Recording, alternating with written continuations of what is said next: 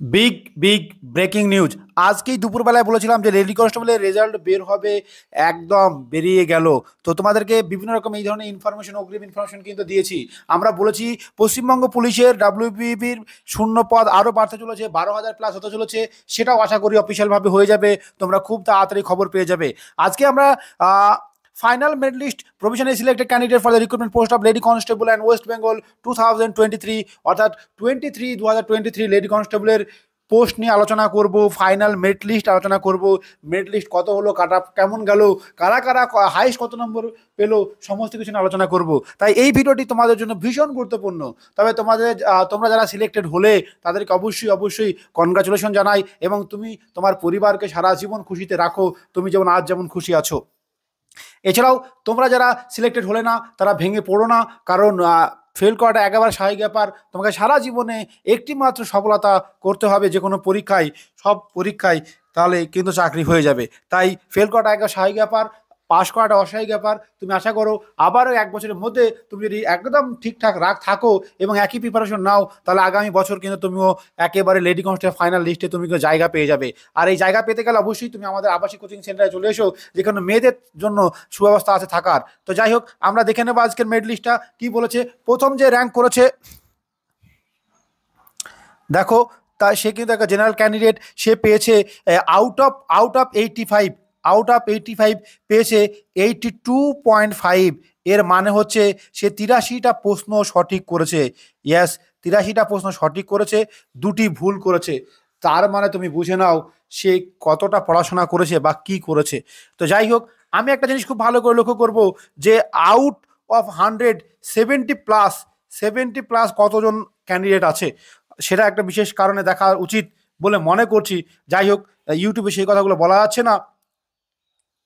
এই জায়গাটা লক্ষ্য করো, সবাই 80+ নম্বর পেয়েছে। তার মানে বুঝতেই পারছো সব প্রশ্ন তারা সঠিক করেছে। আমরা নিচে নামবো, দেখে নেব যে out of 70, above 70, total above 70 কত হয়েছে।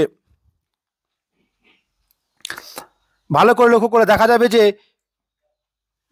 478, 478 জন মেয়েরা, 78 জন মেয়ে যারা আউট অফ 100 70+ নম্বর পেয়েছে। অন্যদিকে আমরা লক্ষ্য করব যে 75 বা 80+, 80+ আমরা দেখে নেব 80+ কতজন পেয়েছে। 80+ পেয়েছে 282 জন। Yes, 282 John.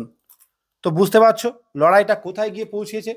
80+ আউট অফ 100, 80+, যেখানে ইন্টারভিউতে কখনোই 15 পাওয়া প্রায় অসম্ভব ব্যাপার। ঠিক আছে, ইন্টারভিউতে দেখা গেছে যে হাইয়েস্ট নম্বর আপাতত, যেহেতু অত ভালো করে দেখা হয়নি, মোটামুটি 13.33 বা 14 কাছাকাছি, কিন্তু যে একেবারে দেখো ইন্টারভিউ নম্বরগুলো আমরা একটু ভালো করে যদি দেখি, তাহলে 15 নাই বললেই চলে। তো যাই হোক, যদি পুরো লিস্টটা আমি দেখিনি, থাকতে পারে। তার মানে বোঝা যাচ্ছে যে লড়াইটা কোথায় গিয়ে পৌঁছেছে। এই লড়াই তোমাকে অংশগ্রহণ করতে গেলে আরও বেশি শক্তিশালী হতে হবে। এবার আসি যে কাট আপ, অফিসিয়ালি কাট আপ আমরা দেখে নেব যে কাদের কত কাট আপ গেছে। জেনারেল কাট আপ গেছে 67.75, সত্যি অনেকটা হাই কাট আপ, কল্পনা বাইরে কিন্তু কাট আপ গেছে। এইদিকে এসসিদের কাট আপ গেছে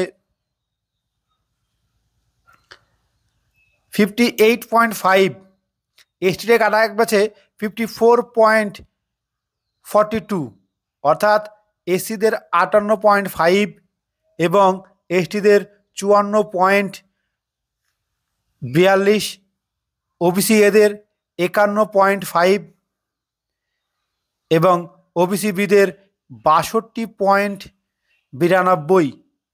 তাহলে তোমরা বুঝে গেলে পুরোপুরি কাট আপ কিন্তু পেয়ে গেলে। এবার চলে আসি, তোমরা যারা আমাদের আবাসিক কোচিং সেন্টারে আসতে চাও তারা এই নম্বরে তাড়াতাড়ি ফোন করে যোগাযোগ করো। মেয়েদের জন্য থাকা খাওয়া পড়াশোনার সুব্যবস্থা আছে। শুধুমাত্র এই ডাব্লিউবির জন্য স্পেশাল অফার, মাত্র 14,000 টাকা দিয়ে, 14,500 টাকা দিয়ে ভর্তি হলে থাকা খাওয়া পড়াশোনা পুরোপুরি ফ্রি। ফাইনাল চাকরি পেলে মাত্র 7,500 টাকা অনুদান লাগবে। এখনই চলছে এই অফারটি, তাই দেরি না করে আজকেই কিন্তু তোমার নামটি নথিভুক্ত করে নাও এবং তুমি চলে এসো আমাদের নদিয়া জেলার করিমপুরে সেই আইকে স্টাডি ফোর্স একাডেমিতে। আজকের ভিডিও এ পর্যন্তই। আরও এই ধরনের ইনফরমেশন পেতে গেলে চ্যানেলটিকে অবশ্যই সাবস্ক্রাইব করে রেখো, কারণ এই ধরনের ইনফরমেশন, অথেন্টিক ইনফরমেশন এবং অগ্রিম খবর কিন্তু আমাদের এই চ্যানেল থেকে তুমি পেয়ে যাবে।